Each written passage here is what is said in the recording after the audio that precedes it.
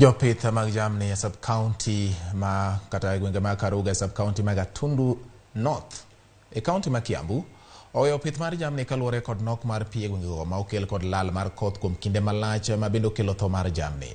Jodak mag sub-county no wacho ni gisebedo ka gigeno kuom pi mawuok e aora ma Ndwashi ma bende tuo kama koro chuno gi mondo gichul Sh700 kata 800 eka giyud pi tangi achiel. Gino magiwacho ni hinyogi ni mar ne gichulo chon Sh250. Nok mar pi e gwengego kelo nong'no kuom jodak kawakeini gi jogo ma ikgi oseniang' ema koro yudo chandruok mathoth ahinya kotende kod lal mar koth e gwenge ma kono. Giwacho ni ok ginyal wuotho aming'a ka gidhi manyo chiemo kod pi e gwengego.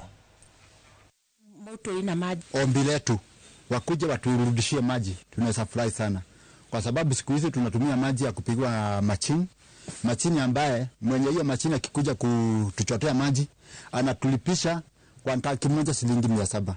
Kwa hivyo hawa watu si ati wameshindwa na kulipa maji ya City Council, kwa sababu kama mtu anaweza kulipa shilingi 700 ya tanki moja kwa wiki moja, si kama angepata maji ya City Council alipe 300 ama 250, si anaweza tu juu ya kama anaweza kulipa ya shilingi 700. Vile maji inatoka Ng'etho Water Works ikaenda Nairobi na huku Karimeno